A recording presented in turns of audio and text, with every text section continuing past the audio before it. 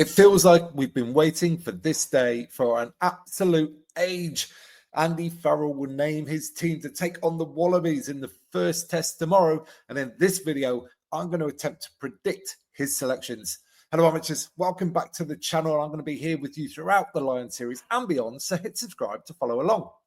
Now then, as this tour has progressed, we've seen the tactics, the selections and the options taken during games to get more and more optimized for test match rugby.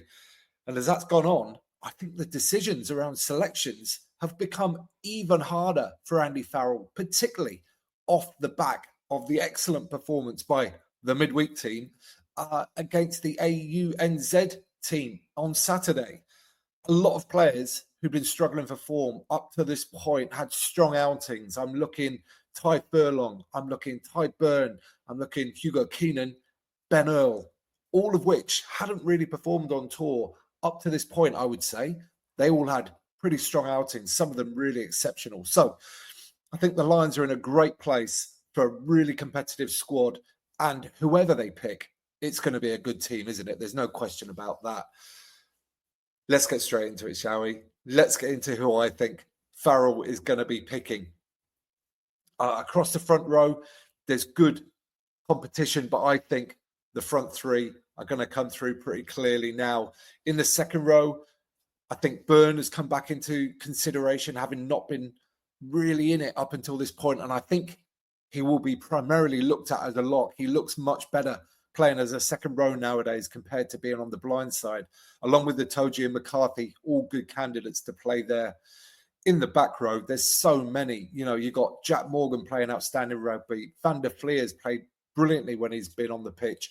Earl has a monumental effort in recent games. And then, of course, like Chesham was brilliant at 6 the other day. Tom Curry has got that physicality that we talk about, that test match animalness, which seems to be so valued. And Jack Conan has had a lot of very strong outings with some beautiful footballing touches, along with being able to carry the ball up hard as well.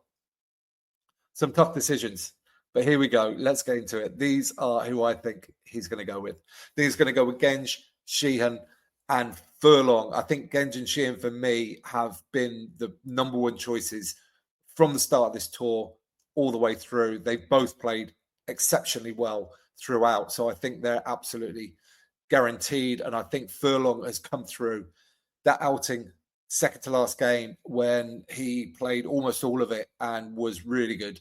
He looked back to form and fitness, not at his absolute best, but very close to it now, I think. And I believe they need that experience. They need that Lions test match experience in this relatively inexperienced side in the big arena. So, yeah, Furlong in at tight head for me. And I think they'll go with the Toji and McCarthy.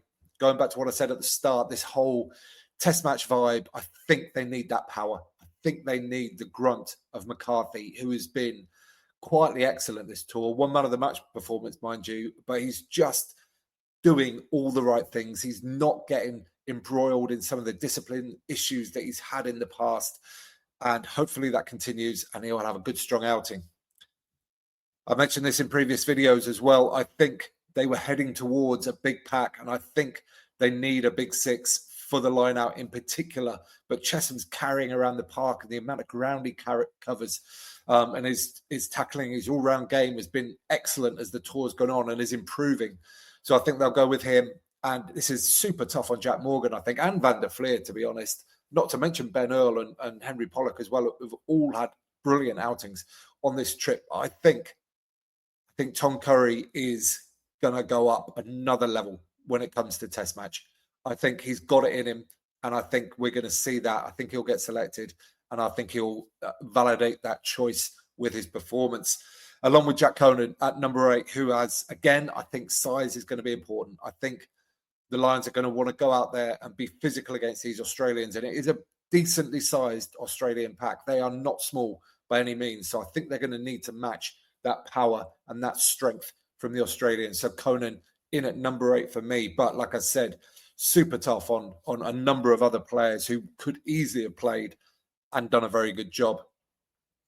Into the backs, and I think most of these selections are a lot easier now, based on a couple of injuries. Based on Kinghorn, we don't think is likely to be fit. But even if he was, I think I'd still go with Keenan at fullback. I thought he was brilliant at the weekend. So it was good to see him back. I think the Lions needed a really big fullback performance by one of their, out-and-out fullback players. Keenan delivered that, and I think he gets the shirt for the test match. And then the other injury is Ringrose missing out with a HIA, and I think that just makes things very simple in the centres. I think you go with the established partnership of Tuipulotu and Jones. Jones has been excellent, particularly going forward and running into space. And Tuipulotu has slowly been growing back into games, getting back to his best form. So, again, he's a real test match player, and I think we might see another great game out of him. At the weekend, Gibson Park and Russell, shoe-ins at halfback for me. They've both been brilliant on tour. Gibson Park getting back to top form, top fitness immediately, basically. As soon as he put that jersey on, he looked fantastic. James Lowe he's not had the greatest tour, but I think he's still absolutely nailed on for that left wing shirt. He's had moments where he's created. He's had the odd really good kick, but there's had times when he's looked a little bit tired as well. Not quite as fizzing best at times, but I still think he's absolutely the best left winger for this Lions team. Tommy Freeman on the right wing, and I think this one actually got very close between him and Mac Hansen, in my opinion. Hansen's showing against the AU NZ 15 what his real strength is, and that is to be able to link play. I think he gave 3 try-scoring passes just from choosing the right option and having the skill set to be able to move the ball, along with a load of other breaks and creative play from him as well. That's his skill set, but Freeman is so good in the air. I think they'll go with that, and Freeman's out-and-out finishing, which he's probably, he's up there as being the best winger on this trip, I think, in terms of finishing. He's played really well for lots. A couple of defensive errors from Tommy Freeman, and the Lions will definitely be looking to nail that down and make sure we don't get caught out there. But I think Freeman on the right wing. Now, the bench is tough. I think it's really tough to select this bench.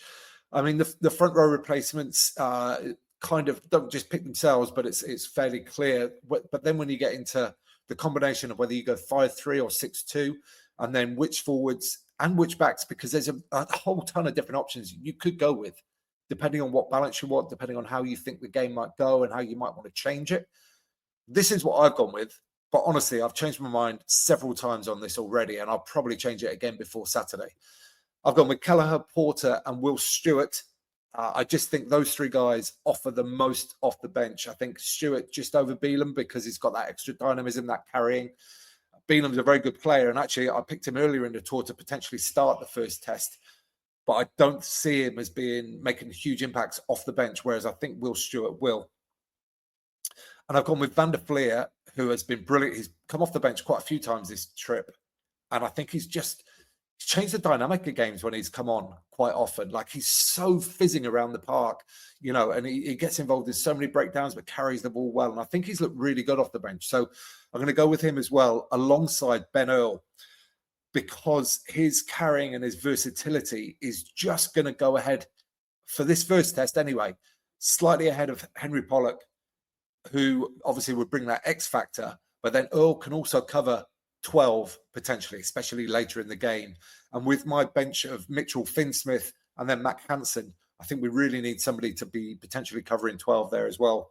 Jack Morgan, obviously, really, it's super harsh on him to miss out on the 23 altogether if I was picking it. But I don't see him as being a great bench player. Like, I just haven't seen it because he's started most of the games that he's played. I'm not sure if he would come on and change it. Maybe at the breakdown, he'd have a really big influence late in the game, win a couple of turnovers. That could be how he would do it. But this is how I see the best options for the Lions. And I've gone with Hansen in the 23 jersey, again, to change things up, to have that point of difference, that footballing ability to come on late in the game when there's a bit of space. He just always sees the right option and executes superbly well the vast majority of the time. He had a slow start to the tour, but he's looking back to his best now. Unlucky to miss out from this bench. Henry Pollock, who could easily be in there. Ty Byrne, who's come back to form and could easily be in there. Jack Morgan, definitely, who's been playing fantastically well. And then in the backs, Marcus Smith, who's done a great job. The vast majority of times he's come off the bench, he's had a very positive impact, I would say. And Owen Farrell as well. Probably this game might be a bit too soon for him, potentially. I mean, if he got picked, I would not have any questions about it whatsoever. But I just think of the whole makeup of the squad and the tour and the flow of it, it might be one game too soon. I feel like we will see him in the Test series at some point, but not in this first game. Okay, that's it. That is what I think, excuse me, what I think Andy Farrell is going to pick. But like I say, I've flip-flopped, especially on the bench, a lot. So it's going to be very interesting to see what he picks. I'm going to do another video tomorrow when I'll react to the selection and see how close I got. And then we'll see him. We can try and figure out what Farrell's thinking in terms of, particularly on the bench. I think that's probably the most interesting area, how he thinks the game might change, which players can do what for him, and all that kind of stuff. So that's what I think. Let me know in the comments down below. Anybody you think is not in this squad that you think definitely should be, let me know. Tell me why as well. Tell me why you think that. And I'll join you there for a friendly conversation. Give this video a thumbs up while you're down there. If you don't mind, it helps other great rugby fans just like you find it. And you can subscribe there. You can watch that one next. And don't forget to get out and play.